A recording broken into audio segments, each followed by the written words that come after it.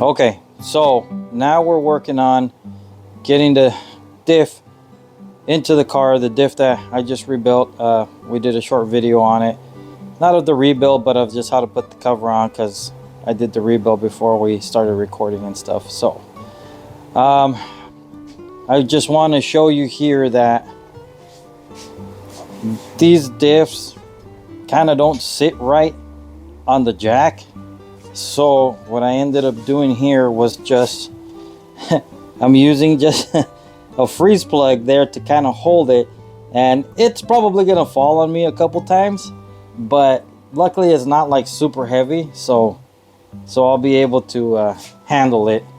So okay, so now what I'm gonna do is lower it, maybe just keep my hand on it some and lower it down, maybe about there, and I'm gonna just start pushing it into the under the car. Easier said than done. See, the diff just moved. So I have a feeling this is gonna get exciting here. Oh, there goes my, see what I mean? That was the freeze plug falling. And hold on, let me get this back on here. Okay, so we got it back on here. Same way. And yes, I know this is pretty sketchy, but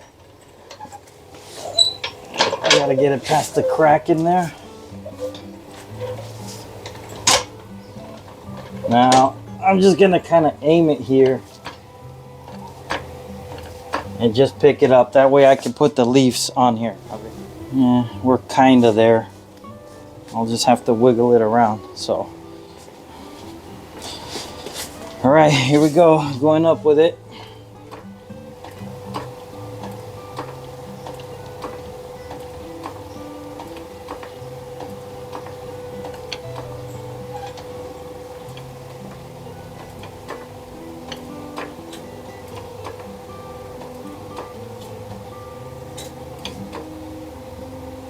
Okay, let me check over here.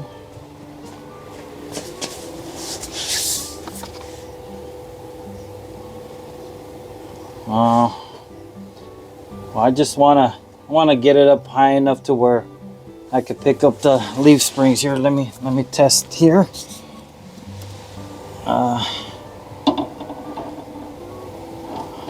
Okay, that should be enough. Okay, so I'm gonna try to, I need to get this jack in here to kind of support the leaf spring up, because it's getting heavy. All right. And I did attempt to put it in right now, but before recording, because I wanted to see what I needed to do or what was happening, but it started getting a little heavy. Trying to get the holes lined up here.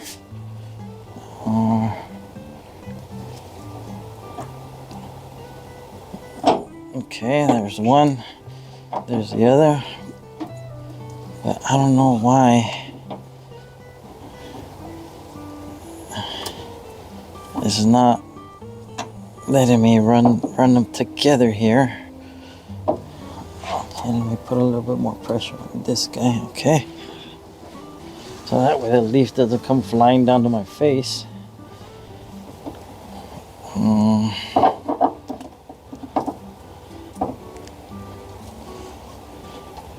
Oh, there we go.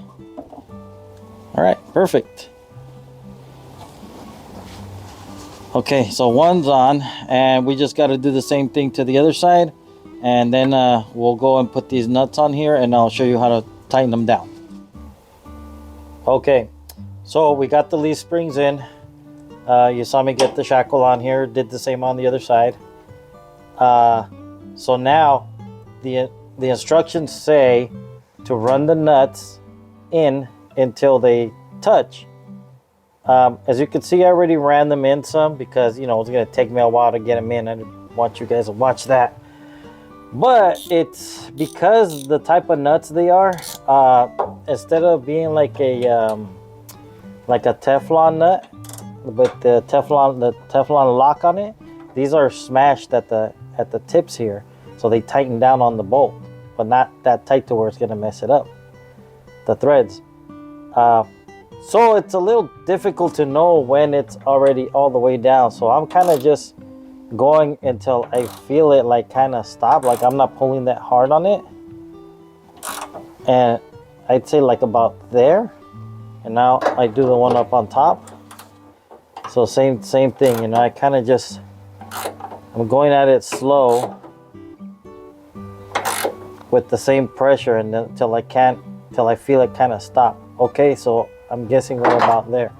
So the instructions say after you get them here, 1/8 of a turn or 1 flat of the nut. So I put my finger up here to kind of feel where this one at. So I'm going to get this flat up over here. So I turn it, and okay, right there. And this one's a little bit harder to see because I'm way up in here.